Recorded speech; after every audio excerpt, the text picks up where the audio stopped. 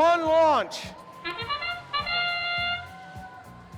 Fuel flying early on. Looks like the Stormbots 2811 let loose for the Red Alliance.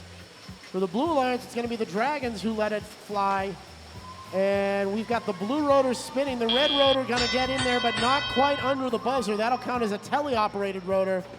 And the Red Alliance will lose out on the 20-point bonus. But 75 to 57 is the margin. Blue Alliance has the lead, but Red Alliance has the fuel, and we've seen that come into play more than once. Everybody pushing down back by the end of the red airship. Remember that for the most part, robots need to pick up gears on the opposite end of the field from their airship, so that's where you see these collisions and these traffic jams. One set of robots trying to collect a gear, the other trying to place one, and it can lead to some pileups. 1595, the Dragons with the gear in their possession, having a little bit of trouble leaving it off. Following the instructions of their pilot, they make it work. And with two rotors spinning on each airship, the Blue Alliance now that much closer to rotor number 3.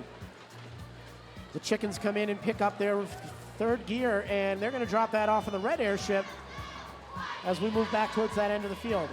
One of the things that's really interesting about that Chickens machine is just how their human player on the side here is able to get those gears into play without having to wait for the robots to line up. That saves them precious seconds every cycle.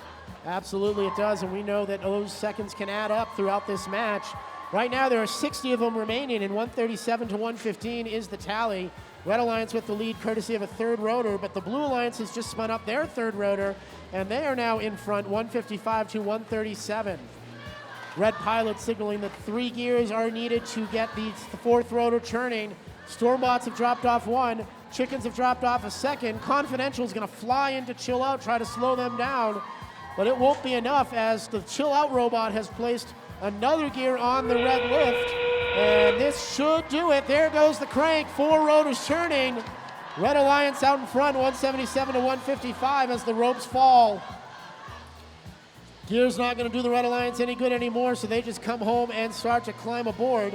Blue Alliance places 2 gears on that 4th gear set, but with 3 more needed and only 10 seconds to play, they're going to settle for climbs as well. 2 blue robots up. There's 2 red robots, 1778 inches short. And Chill Out can't quite get there. And despite the 4th rotor, that might be the difference.